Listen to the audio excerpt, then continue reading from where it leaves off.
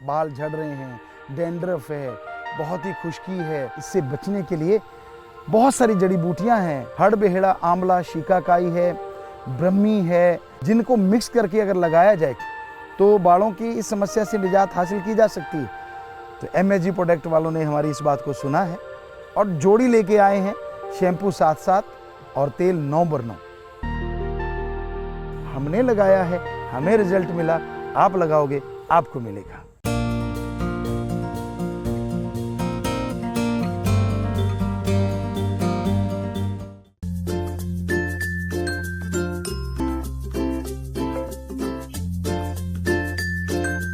गुरु मंत्र नाम क्यों जरूरी है? बहुत से लोग कहते हैं कि हम नशा नहीं करते, परिवार वाले सुख सुविधा से रह रहे हैं, रहने को, खाने को, अच्छा घर परिवार, बच्चे हैं, तो हम क्यों गुरु मंत्र लें? आखिर ऐसा क्या है? गुरु मंत्र को नाम कहें या कलमा, मेथड ऑफ मेडिटेशन कहें, बात एक ही है। तो मालिक का नाम सुखों की खान है। जब आपका विल पावर, आत्मबल कम हो जाता है, उस समय दुनिया में हर सोच इंसान की घटिया हो जाती है, नेगेटिव हो जाती है, और आत्मबल आने से हर सोच पॉजिटिव होती है, आत्मबल बढ़ता है और पॉजिटिविटी से सफलता आपके कदम चूमने लगती है।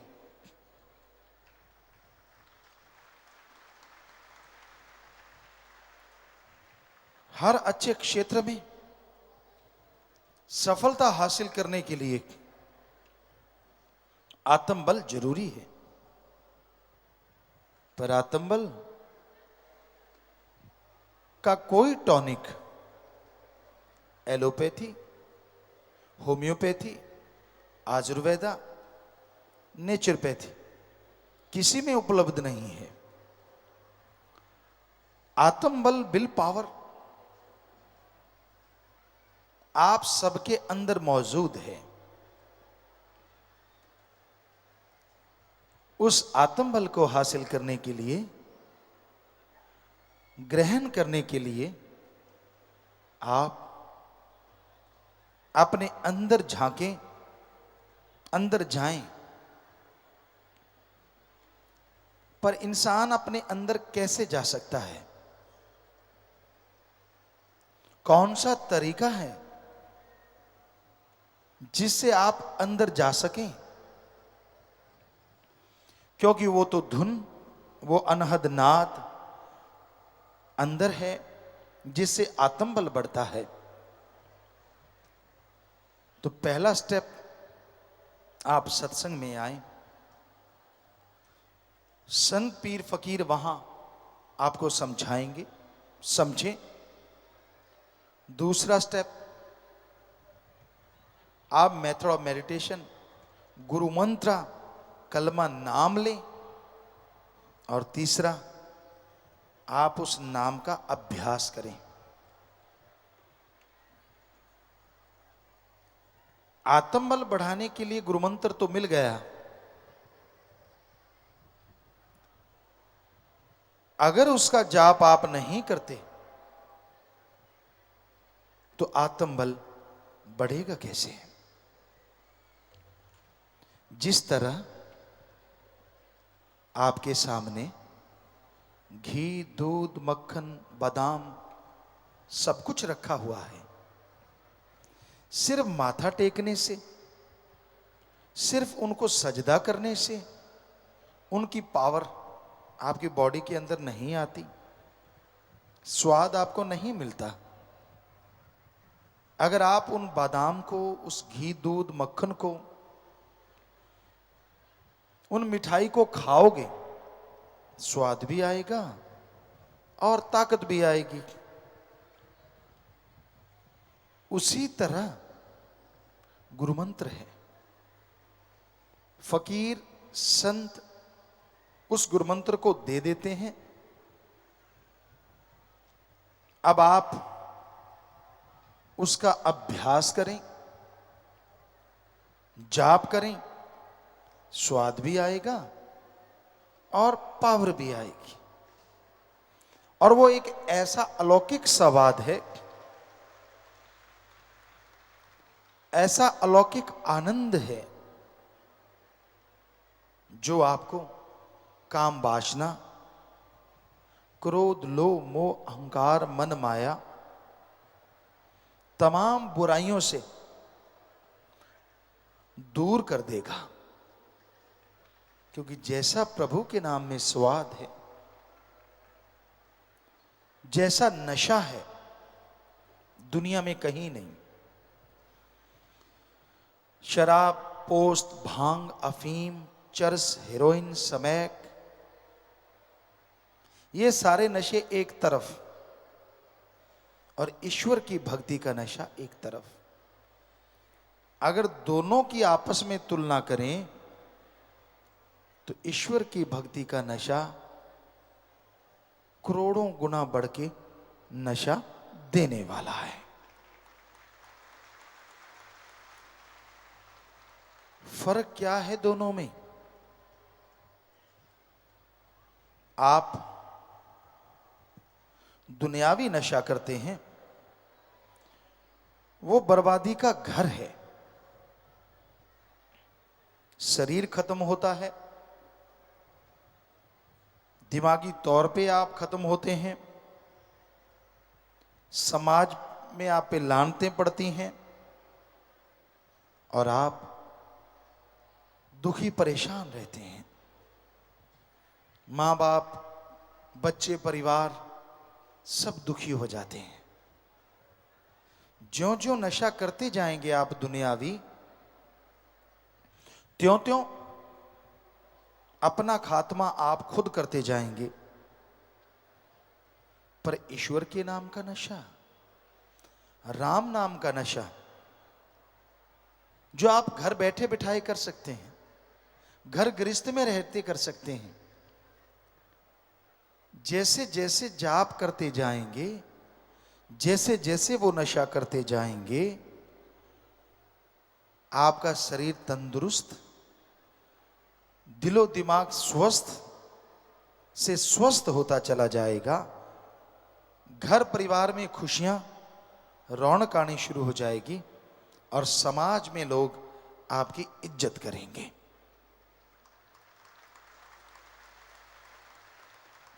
और ईश्वर का नशा लेने के लिए कुछ भी खर्च करने की जरूरत नहीं। ना पैसा चढ़ाओ, ना कपड़ा लत्ता बदलो, ना जमीन जायदाद, ना नोट बोट का चक्कर।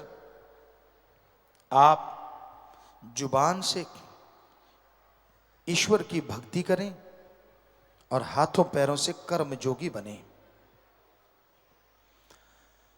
अच्छे कर्म करो, चाहे वो शारीरिक मेहनत हो, चाहे दिमागी मेहनत। अगर अच्छे कर्म करते जाओगे, साथ में प्रभु का नाम लेते रहोगे,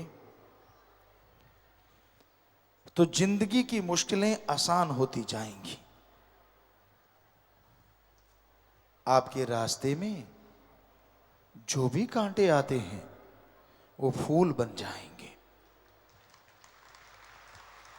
आपके दिलो दिमाग में जो भी नेगेटिविटी है, भक्ति से, इबादत से वो पॉजिटिव रेज आने शुरू हो जाएंगी।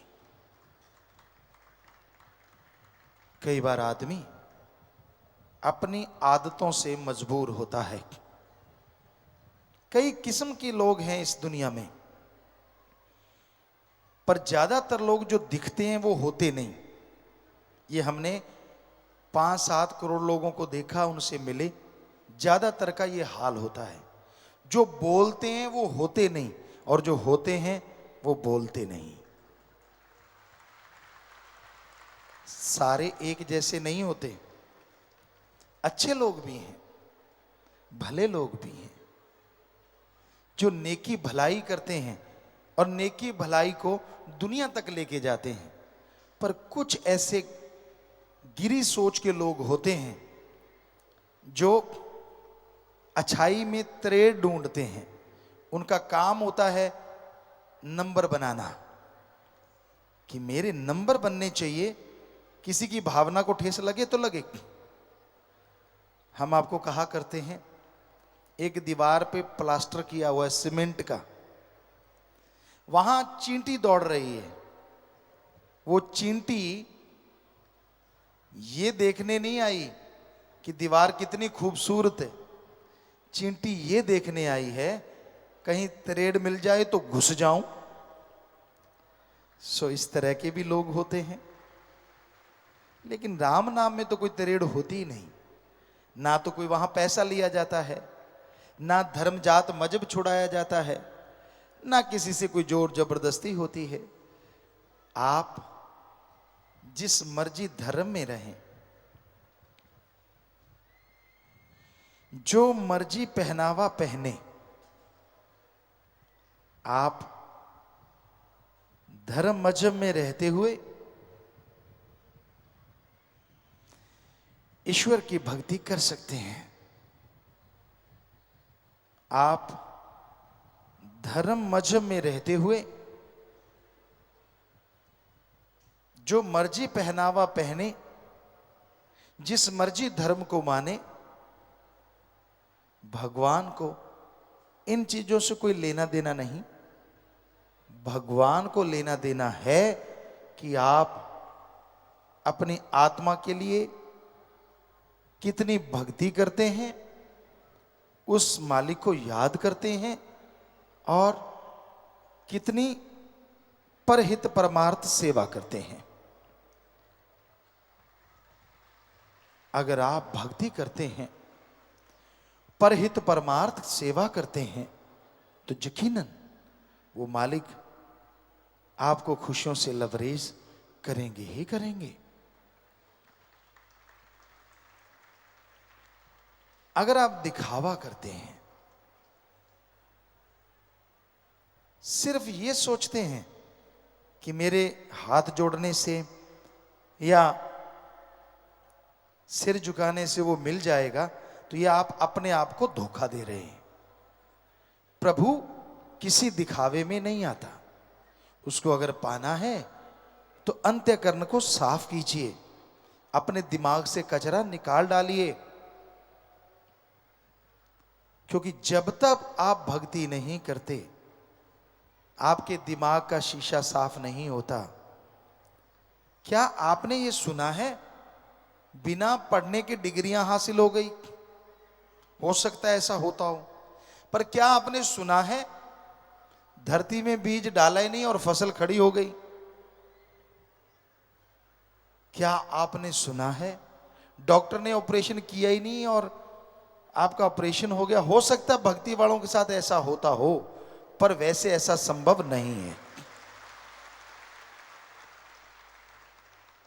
आप डिग्री डिप्लोमा हासिल करते हैं, जिंदगी के 20-25 साल लगाते हैं, और अगर प्रभु को देखना है, उसकी भक्ति को जानना है, तो जिंदगी के 20-25 महीने ही भगवान की तरफ लगा के देखो, तो आप रिजल्ट बता सकते हैं भगवान है कि नहीं है। चंद किताबें पढ़ लेने से, थोड़ी डिग्रियां हासिल कर लेने से ये कह दो भगवान नहीं है, तो इससे मूर्खता नहीं कहेंगे तो और क्या कहेंगे? क्योंकि अगर छोटी सी डिग्री के लिए, मास्टरेट की डिग्री, पीएचडी की डिग्री, कोई भी आप डिग्री लेते हैं, उसके लिए जिंदगी के 20-25 साल लगाते हैं। भगवान के सर्च के लिए आपने एक दिन नहीं लगाया और बैठे बैठे कह दिया भगवान नहीं होता, तो ये तो आप खुद पढ़े लिखे हैं, क्या कहेंगे लोग आपको? पहले सर्च करो, गुरु मंत्र मेथड ऑफ मेडिटेशन लो, फिर उसका अभ्यास करो। जैसे टीचर कहता है ऐसे पढ़ो बेटा, ऐसे पढ़ो, आप फॉलो करते हैं तो मेरिट होल्डर हो जाते हैं, चलो जैसे तैसे पास भी होते हैं। उसी तरह आपको गुरु मंत्र लेना होगा, फिर उसका अभ्यास करना होगा, घंटा सुबह शाम। फिर रिजल्ट ना आए तो बताइए। रिजल्ट आता है, 100% आता है, पर भक्ति करने से, इबादत करने से। जब तक इंसान भक्ति नहीं करता, दिखावे से भगवान रीझते नहीं, खुश नहीं होते। इंसान को दिखावे से प्रभावित कर सकता है।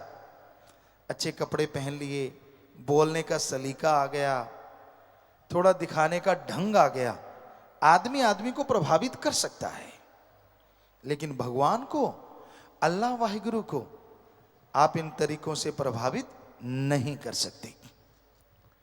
उसको प्रभावित करने के लिए, ताकि वो आपको दिखने लगे, ताकि वो आपके हर अच्छे कार्य में साध्य और बुराई से आपको रोक ले, ताकि जिंदगी में बहारें छाई रहें, ताकि कभी गम आने ही ना पाए, ऐसा अगर चाहते हो तो भक्ति तो करनी पड़ेगी।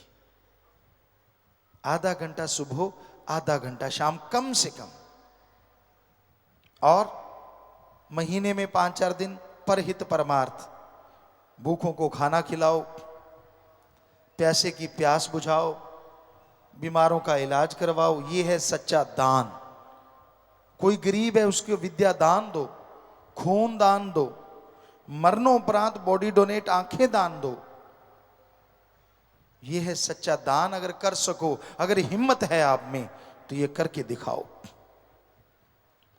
अपने इर्द गिर्द अपने हाथों से भूखे को खाना खिलाना, या फिर संत पीर फकीर कहीं उस तरह इकट्ठे होके, कोई जैसे साध संगत ने फूड बैंक खोला है, टॉय बैंक खोला है, बुक बैंक, जैसे भी आप कर सकते हैं उसमें हिम्मत कीजिए। यकीन मानिए, मालिक की औलाद की सेवा करोगे तो इनडायरेक्टली वो मालिक की सेवा है, और बदले में वो खुशियां जरूर बख्श देते हैं। पर आज की दुनिया बड़ी सेल्फिश है, बहुत बहुत ज्यादा गर्जी है। अपना उल्लू सीधा करने के लिए वो किसी भी हद तक गिर सकते हैं।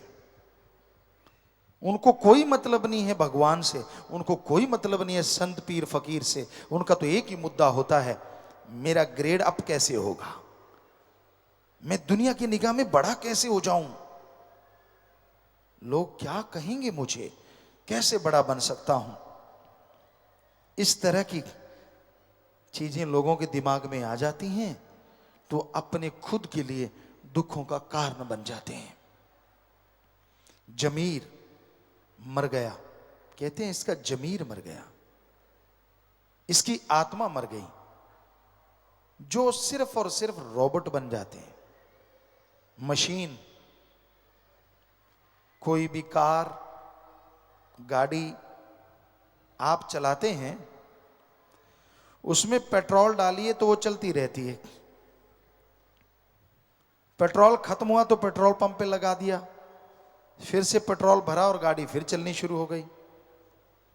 उसी तरह आज के कुछ इंसान हैं जो ठगी, बेईमानी, भ्रष्टाचार, ब्लैकमेलिंग का धंधा अपनाए हुए हैं, जिनका काम ही ये होता है कैसे किसी को नीचा दिखाया जाए, कैसे किसी का घात किया जाए। वो घात लगा के बैठे रहते हैं कि मैं इसको गिराऊं कैसे। गिरे हुए को नहीं उठाते, चलने वाले के अड़ंगी लगा के गिराना उनका काम होता है। ऐसे लोग नर पिचास नहीं तो और क्या है। क्या वो अपने आप को इंसान कहलाते हैं? इनसे तो शैतान भी अच्छे होते हैं। कम से कम जो उनके दायरे में जाता है उन्हीं पे अटैक करते हैं, लेकिन इनका तो कोई दायरा ही नहीं होता। कहीं जाके किसी को भी ब्लैकमेल, किसी को भी नीचा दिखाना उनकी आदत बन जाती है। उनको अच्छी चीजें अच्छी नहीं लगती, उनकी निगाह हमेशा गंदगी ढूंढती है, क्योंकि जो खुद होता है उसको वैसी चीज की तलाश रहती है।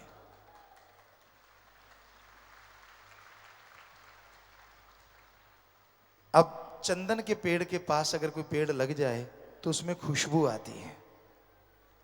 काग को, कौवे को जितना मर्जी सफेदी से पूत दो, वो कूड़े करकट के ढेर में चोंच मारने से बाज नहीं आता। हंस कहते हैं पानी में से दूध निकाल के पी लेता है। तो इस दुनिया में हंस भी हैं लोग और काग भी हैं लोग। हंस जो होते हैं, कमल जो होता है वो गंदगी कीचड़ में भी खिल के आभा दिखाता है, और काग जो होता है वो 36 प्रकार के भोजन को खाएगा तो सही, पर उसे जो मजा कूड़े करकट के ढेर में आता है वो 36 प्रकार के भोजन में नहीं। इसी तरह के लोग हैं इस दुनिया में। एक होते हैं कि जो अच्छाई देखना चाहते हैं, सच्चाई देखना चाहते हैं, और एक होते हैं जो गंदगी को सच्चाई बनाना जानते हैं। तो तरह तरह की दुनिया है, लेकिन एक भक्त को क्या करना चाहिए ऐसे समाज में या हाथ को हाथ खाए जा रहा है, यकीन के लायक कोई नजर ही नहीं आता। आपसे हंस के बोलेंगे, हाथ मिलाएंगे, पता नहीं जाते कब आपकी जेब काट के ले जाएंगे। मतलब आपको नीचा दिखाने का सामान इकट्ठा कर लें, क्या पता। अगर आप सही हैं तो सबका सत्कार करो, इज्जत करो, सबसे बेगर्ज प्यार करो, क्योंकि जो गर्जी प्यार होता है ना वो टूट ही जाता है एक ना एक दिन, और जो बेगर्ज मोहब्बत होती है वो हमेशा बनी रहती है। सबसे बेगर्ज मोहब्बत भगवान की है, उसकी भक्ति करें, वो आपसे कुछ मांगेगा नहीं। आप भक्ति करेंगे तो उसके बदले में भी आपको सद्बुद्धि बख्शेगा, आत्म बल बख्शेगा, जिसके द्वारा आप दुनिया में तरक्कियां हासिल करते जाएंगे और जीवन खुशियों से व्यतीत कर पाएंगे।